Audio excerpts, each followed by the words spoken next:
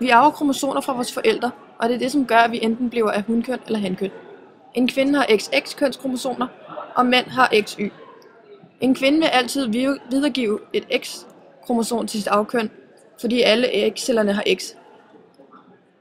Der er som i ægcellerne kun ét kromosom i sædcellerne, og teoretisk har mænd 50% chance for X i sædcellerne eller 50% chance for Y.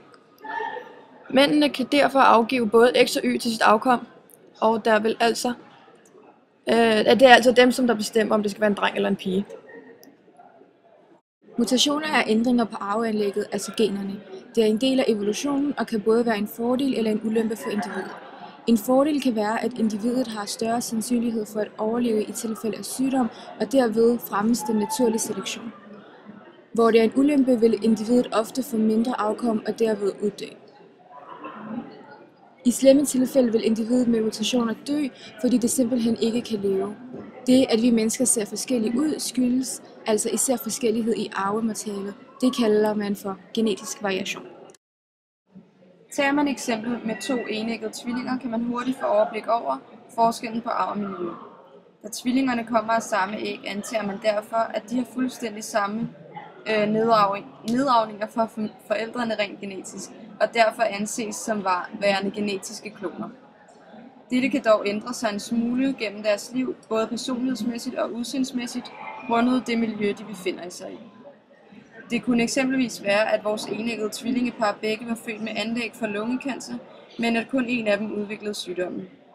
Dette vil altså være miljøbestemt og kunne eksempelvis skyldes, at den ene tvilling, som rammes af lungekancer, var ryger, mens den raske tvilling var ikke ryger. Det er altså en handling, et valg eller miljøet, om så at sige, der afgør dette og ikke generne alene.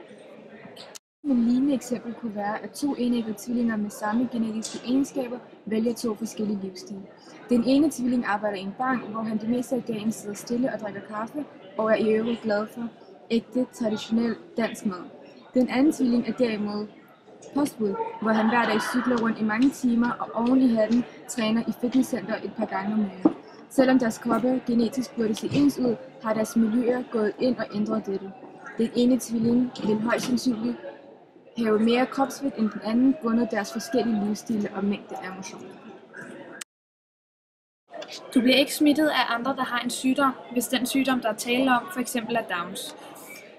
Hvis du er sammen med en gruppe mennesker, der har Downs syndrom, betyder det ikke, at du også udvikler det med tiden. Du bliver altså ikke påvirket af miljøet omkring dig.